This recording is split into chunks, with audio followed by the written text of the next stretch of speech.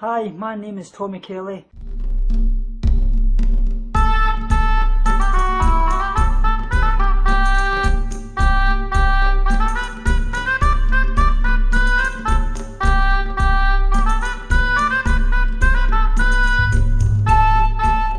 Really do. A lot of people don't understand that it's not only the sufferer.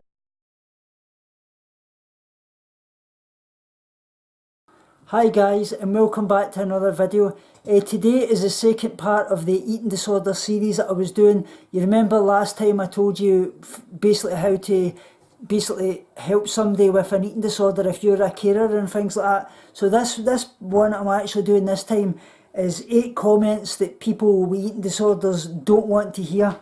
Like I say, I've written all this down on my phone here, so if you can please follow along with me, I'll get all this done. So basically, like I say, eating disorders are notoriously difficult to talk about and treat, as we all know. They can have a devastating effect on both physical and health and those who care for them, as you well know, because it affects the whole family. That's one thing eating disorders really do. A lot of people don't understand that it's not only the sufferer, it's the family that suffers as well. Like I say, maybe you're someone with anorexia, bulimia or another disorder, and you feel that those people close to you all say the wrong things. Maybe you're a family member or a friend or a person who's struggling with an eating disorder and you don't know what to say basically. Like I say, eating disorders can obviously appear to change a person. A seriously distorted body image, a lack of nutrition obviously affects the way people think about themselves and obviously the way they see themselves as well. People with eating disorders may seem emotionally as well as physically fragile, so that is really one thing that I want to convey. They may obviously be extremely sensitive, particularly around issues associated with food and obviously body image and body weight. They're in many ways being controlled by the eating disorder, which distorts thinking, and they may want to push the person away from anybody that obviously cares about them, because basically you don't want the eating disorder to be taken away because you feel that's your identity. And that's one thing that you do when you have an eating disorder. You feel that you're eating disorder and you worry about when you lose eating disorder, who will you become?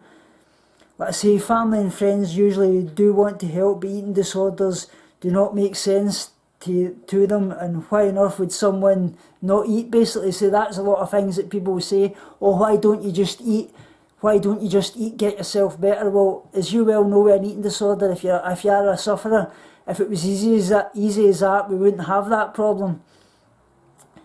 So why is their body image so distorted? Do these people get hungry? Why is my loved one hurting themselves and everyone around them like this? Why is my loved one starving themselves to death? That's questions that probably you've asked if you're a carer. Often people don't seem to know what to say to somebody with an eating disorder, so they either say something that's completely the wrong thing, unintentionally causing obviously distress to you as a sufferer, and so let's start with what not to say really. So number one that I've written down is that basically you shouldn't say, but you don't look as if you're anorexic. It can't be that bad. That's probably something that you've heard. So like I say, that's one thing you don't want to say. It's not about the weight loss, that's only one aspect of the anorexia. People who have binge eating disorder or bulimia may be at a normal weight for their body type, or even they can be overweight as well.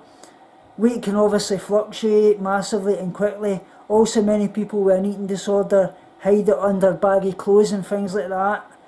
You probably don't know what they weigh, and it's not about the weight anyway, like I say. Number two that you don't want to hear, it's your own fault basically. They're saying it may appear like this is the way, but the person is mentally unwell. The eating disorder is controlling their thoughts and their behaviour. They don't want to be like this, and they don't basically know what's happening to them. Number three, let me tell you about my diet. That's basically one thing that you don't want to hear, somebody talking about diet culture. Yeah, they may be on a diet, but now is that the time to mention it?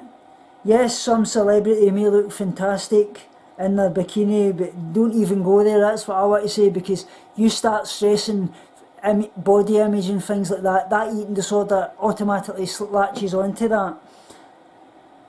For examples of how to have a good relationship with food, healthy eating, like I say, is okay, but please don't label foods as good or bad.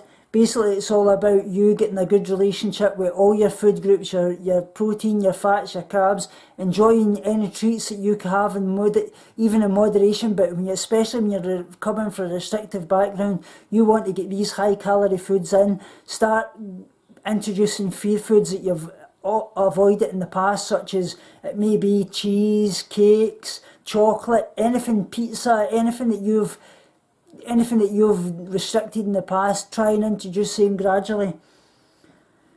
Like I say, that's me. Obviously, if you do things like that, that make it bring in distorted further thinking and damage, like I say. So like I say, you want to start having fear foods and things like that.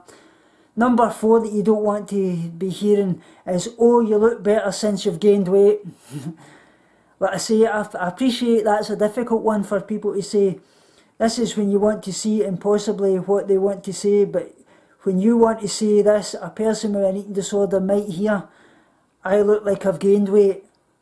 Well, I'm fat, I need to lose even more. Also, it's worth realising nothing in both eating disorders and mental health disorders, it can be unhelpful to simply comment on how a person looks, as this can invalidate how unwell a person feels. So that's one thing that I want to convey. Number 5, wow, you lost weight and you look amazing. There you go, that's one thing you definitely don't want to hear. You don't know how they have lost the weight. Even if the person is recovered, it's still a risk, like I say. Body image distortion and eating disorders tend to remain kicking around in the background even when the person is recovered. Also, like I say, the person is being judged on their weight. This is obviously not good. The words "you look amazing" are fine, but saying that to somebody with an eating disorder is looking amazing and things like that, that's even better. That's the kind of thing you want to say. You look healthy, you're looking well, you're looking alive, you've got a good colour about you. Say things like that. Don't focus on the body image. Number 6, people around the world are starving and you're doing this on purpose. That's one thing you do not want to hear.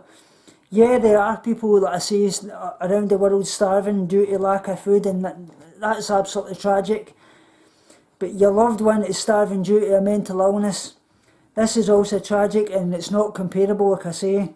This sort of thing just makes people feel guilty, and that's what it does. I mean, you don't want to be focusing upon things like that, because that just makes them feel more guilty, and they'll get caught into a more distorted mindset and start basically blaming themselves for things and saying, oh, all these people out here are starving and I'm doing this to myself, and they'll actually start to punish themselves about it. So you do not say things like that. Number 7, I do not care anymore, or I can't deal with you anymore. Do not say things like that. Like I say, I know it can be challenging for you if you're dealing with somebody with an eating disorder. I really do, but please don't walk away from your loved one. Remember, they're unwell, like I say. They're not doing this on purpose. They need your love more than ever. They need your support. They need you to know that you're there for them. Even just to be able to speak to them and things like that. Try and encourage them as much as you can. Don't focus upon the weight. Don't focus upon the food. Just basically encourage them to eat, but don't say you should be eating certain things, or don't eat this, don't eat that. Just encourage them to eat food. Get a good relationship with food. Even after meals, try and sit with them. Do things that you love, like watching TV, play a board game, distract them and things like that, so they don't get caught up in the eating disordered mindset. Number 8, the worst thing you can say, basically, and this is the worst, is nothing at all. Like I say, don't be tempted to say nothing. This will not fix the problem, like I say. Your loved one is seriously ill, and that cannot be ignored. It's absolutely fine to talk about other things to do, but don't try to pretend that nothing isn't happening, like I say. Say something, say you're worried, say you want to help, ask what you can do and be prepared to listen. Do your research, obviously talk to the professionals if they have them that's working with them. Don't give up on them. With the right help and care, like I say, people can get better and they deserve to get better. You deserve your loved one back, and they deserve the life that they live and love the life that they love. So like I say guys, this is what you need to do. You need to be there, just lend an ear, support them as much as you can. Don't say these kind of triggering things, because I know you don't mean it intentionally, but it's the worst things you can basically say to somebody with an eating disorder. So I hope this kind of is some way insightful, and like I say, part 3 will be the next one, where I'll be focusing upon basically more on this kind of type of topic. So I hope you like this. Please comment below, likes, share, subscribe, and remember what this little guy at the end of the video says: sending you all my love and speak to you soon. Remember guys, binge on life, purge negativity and starve guilty feelings. Speak to you all soon and love you so much.